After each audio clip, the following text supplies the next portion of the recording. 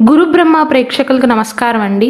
మన గురు బ్రహ్మ ఛానల్ ప్రేక్షకులలో కొంతమంది ఆంజనేయ స్వామి గుడికి వెళ్ళినప్పుడు ఎన్ని ప్రదక్షిణాలు చేయాలి, ఆంజనేయ స్వామికి ఎలాంటి నైవేద్యాలు పెట్టాలో చెప్పారండి. అలానే వెంకటేశ్వర స్వామి వారి దేవస్థానానికి వెళ్ళేటప్పుడు స్వామివారికి ముడుపు ఎలా కట్టాలి, నియమాలు ఏంటి, ఏ రోజున ముడుపు కట్టాలి, ఏ తిథిన కట్టాలి, ఎలాంటి సమస్యలు ఉన్నవారు కట్టాలి, ఎలా కట్టాలో వివరించమన్నారండి. అయ్యప్ప స్వామి వారికి ముడుపు కడతారని చాలామందికి తెలుసు. అలానే తిరుమల తిరుపతి దేవస్థానానికి వెళ్ళేటప్పుడు కూడా, స్వామివారిని దర్శించటానికి వెళ్ళేటప్పుడు కూడా కొంతమంది ఏమో హుండీలో జేబులో నుండి డబ్బులు తీసి వేస్తారు.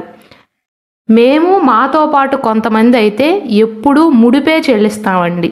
మీకు ఒకవేళ సంతానం కలగకపోయినా, పిల్లలకు మంచి విద్య అవ్వాలి అన్నా, పిల్లలు మీ మాట వినకపోయినా, పిల్లలు చదవను అని మొండికి వేస్తున్నా, సంతానం లేని వారికి సంతానం కలిగే విషయంలోనూ, నిరుద్యోగులకు ఉద్యోగ ప్రాప్తి కలగాలన్నా, వ్యాపారస్తులకు వ్యాపార అభివృద్ధి కలగాలి అన్నా, అవివాహితులకు వివాహం జరగాలి అన్నా, ఇటువంటి ఎలాంటి కోరికలను నెరవేర్చడానికైనా ముడుపు కట్టడం ఆనవాయితీ అండి. అయితే ప్రస్తుతం కొంతమందే దీనిని ఆచరిస్తున్నారు. పూర్వకాలంలో అయితే ముడుపులు చెల్లించేవారు.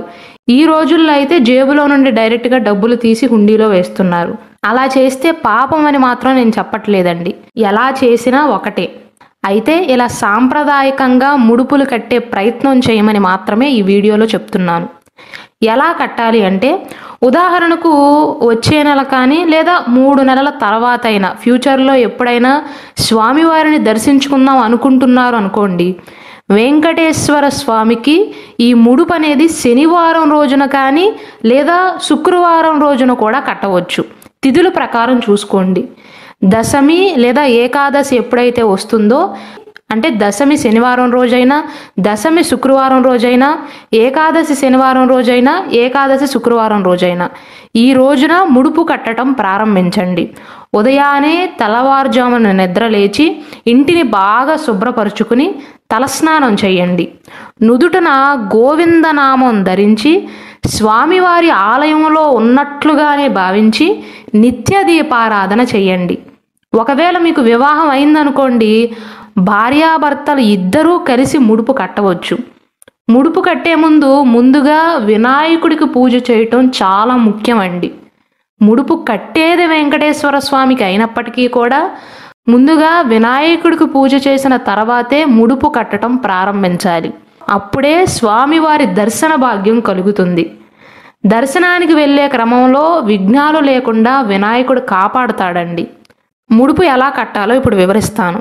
ముందుగా ఒక వెండి గిన్నె తీసుకోండి, లేదా ఇత్తడి గిన్నెలోనైనా కొద్దిగా పసుపు, గంధం, పచ్చకర్పూరం చూర్ణం వేయండి. ముడుపు కట్టేది వెంకటేశ్వర స్వామికి కాబట్టి పచ్చకర్పూరం తప్పకుండా వాడాలి. పసుపు, గంధం, పచ్చకర్పూరం అండి, ఈ 3 పదార్థాలను వేసి ఆ గిన్నెలో కొద్దిగా నీరు పోసి కలుపుకోండి. ఆ తర్వాత ఎవరు తాకని తెల్లటి వస్త్రాన్ని తీసుకోండి. ఎవ్వరూ యూజ్ చేయకూడదు దాన్ని. ఇంతకుముందు 4 వైపులా సమానంగా ఉండాలి.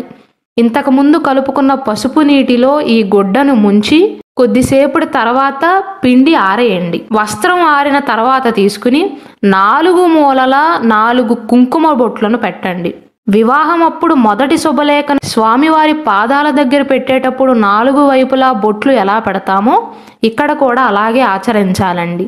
అలానే వస్త్రం మధ్యలో కూడా ఒక కుంకుమ బొట్టు పెట్టి కుంకుమతో వెంకటేశ్వర స్వామివారి తిరునామాన్ని వేయండి. ఆ వస్త్రాన్ని ఒక పీట మీద పరిచి, కింద అయితే పెట్టవద్దండి, పీట మీద పెట్టి ఆ వస్త్రంలో 7 ఎండు ఖర్జూరాలు ఉంచాలి. అలాగే 7 యాలుకలు, 7 లవంగాలు ఉంచి ఆ తర్వాత వాటిపైన కొద్దిగా పచ్చకర్పూరాన్ని వేయండి. మీ మనసులో గోవింద గోవింద అనుకుంటూ కుంకుమని, అక్షంతలను కూడా వేయవచ్చు. తులసి ఆకులు కనుక మీకు అందుబాటులో ఉన్నట్లయితే తులసి ఆకులను వేస్తే విశేషమైనటువంటి ఫలితాన్ని పొందవచ్చు. తులసి ఆకులను మాత్రం మీ ఇంట్లో పూజ చేసే చెట్టు నుంచి మాత్రం తుంపవద్దండి, పూజ చెయ్యని చెట్టు నుంచే తుంపాలి. మీ స్తోమతకు తగ్గట్లుగా 11 రూపాయలు కావచ్చు, 21 రూపాయలు కావచ్చు, 54 రూపాయలు కావచ్చు, 108 రూపాయలు, 111, 116, 516 వేయచ్చు, 1116 వేయచ్చు. మీ స్తోమతకు తగ్గట్లుగా డబ్బుని వస్త్రంలో వేసి గోవింద గోవింద అని స్వామివారి ఆలయంలో ఎలాగైతే గోవిందనామాలు అంటామో మనస్ఫూర్తిగా అంటూ ముడుపు కట్టాలి. ఒకవేళ భార్యాభర్తలు ఇద్దరూ ఉన్నట్లయితే ఇద్దరూ కలిసి ముడుపు కట్టవచ్చండి. 3 ముడులు మాత్రమే వేయాలి. ముడుపు కట్టిన తర్వాత మీ అరచేతిలోకి ఆ మూటను తీసుకుని మీ నుదురు ఆ మూట పైన ఉంచి స్వామివారి పాదాలుగా భావించి మీ మనసులో ఉన్న కోరికలు సమస్యలన్నీ కూడా స్వామివారిక మీ ముందు ఉన్నట్లుగానే చెప్పుకోండి. 3 ముళ్ళు వేసిన తర్వాత స్వామివారికి మీ బాధను విన్నవించుకున్న తర్వాత ఆ మూట మీద పసుపు, కుంకుమ, గంధం బొట్టు పెట్టాలి. వీలైతే తిరునామాన్ని కూడా పెట్టవచ్చు. ఆ మూటని మాత్రం కింద పెట్టకూడదండి, నేలపైన పెట్టకూడదు. పూజా మందిరంలో కానీ లేదా ఒక పేపర్ వేసి కానీ ఒక గుడ్డ ముక్క పైన అయినా పెట్టవచ్చు.